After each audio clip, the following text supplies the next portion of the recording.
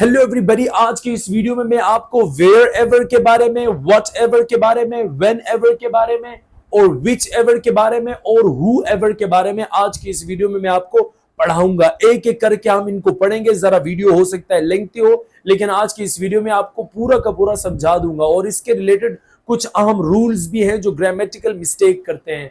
तो सबसे पहले मैं रूल्स की बात कर दूं कि जो आप मिस्टेक करते हैं। एक बात आप हमेशा याद रखें कि इनके फौरन बाद का जो सेंटेंस है वो आप कभी भी फ्यूचर नहीं लगा सकते। आप इनके बाद विल का इस्तेमाल नहीं कर सकते। आपके इवन के आपकी लोकल जुबान में वो जो पहचाने आपने रखी हुई है, गा गी गे, आऊंगा जाऊंगा, बोलूंगा खेलूंगा, ये आ रहा हो, तब भी आपने कोशिश करना है कि आपने विल नहीं, यानी इसको फ्यूचर एक्शन की बजाय आपने क्या करना है, उस सेंटेंस को प्रेजेंट इनडेफिनिट में चेंज करना है। ये जो अहम रूल था ये मैं आपको बता दिया है। अब हम चलते हैं इस टॉपिक की तरफ, एक एक करके हम पढ़ते हैं। सबसे पहले अगर मैं बात करूं व्हेन एवर का मतलब होता है जब कभी। अब आप एग्जाम्पल देखेंगे आपको क्लैरिटी होगी। पहली एग्जाम्पल क्या है, जब कभी तुम आओगे तो मैं तुम्हें वो दे दूंगा। When ever you will come नहीं, उर्दू में आपने क्या देखा, या हिंदी उर्दू क्या, जब कभी तुम आओगे, गे आ रहे, लेकिन आपने इसको एंड में जब आपने नहीं देखना कि ये फ्यूचर है, आपने इसको बच्चों प्रेजेंट में ही बनाना है। वेन एवर यू कम, जब तुम आओगे, आई वुड गिव यू, मैं तुम्हें दे दूंगा। दूसरे एग्जाम्पल देख लें कि जब तुम मेरी बात सुनोगे कामयाब हो जाओगे। Whenever you listen to me, you will listen to me. Whenever you listen to me, जब तुम मुझे सुनोगे, यू विल सक्सीड। इसके बाद जो दूसरा है वो दूसरा क्या है, वेयर एवर का मतलब होता है जहां कहीं। इसकी भी आप एग्जाम्पल देख लें, जहां कहीं भी तुम जाओगे। Wherever you will go नहीं, wherever you go, I will follow you, मैं तुम्हारा पीछा करूंगा। I will chase you, chase भी हो सकता है, follow भी हो सकता है। इसके एक और एग्जाम्पल भी देख लें, जहां कहीं भी तुम सोओगे मैं तुम्हें उठा दूंगा। Wherever you will sleep नहीं, wherever you sleep, I will wake you up, ये किसी को उठाना होता है, wake somebody up, यानी ये जो somebody है इसमें को ऑब्जेक्ट लगाना, तो wake him up, wake you up, wake them up, किसी को उठाना। हमारे पास नेक्स्ट क्या है, वट एवर का मतलब कुछ भी, जो कुछ भी या कुछ भी। जब आप एग्जाम्पल देखते हैं आपको क्लैरिटी होगी। कुछ भी तुम लाओगे मैं तुमसे वो ले लूंगा। Whatever you will bring नहीं, वट एवर यू ब्रिंग, जो कुछ तुम लाओगे या कुछ भी तुम लाओगे, आई विल रिसीव, वो मैं तुमसे ले लूंगा।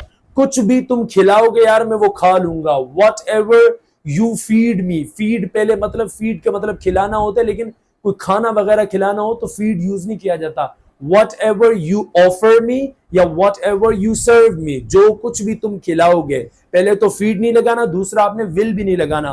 फ्यूचर का अगर टेंस हो तो आपने उसको प्रेजेंट में कर देना है। जो कुछ भी तुम खिलाओगे मैं खा लूंगा। Whatever you serve me, I will eat that. अब नेक्स्ट हमारा क्या है, हु एवर के 2 से 3 मतलब भी बन जाते हैं, जैसे कि जिस किसी ने भी या जो कोई भी, ये इंसान की जब बात हो रही हो। एग्जाम्पल देखें आपको क्लैरिटी होगी। जो कोई भी आएगा वो साथ कुछ ना कुछ लाएगा। Whoever will come नहीं, whoever comes will bring something, कुछ साथ लाएगा।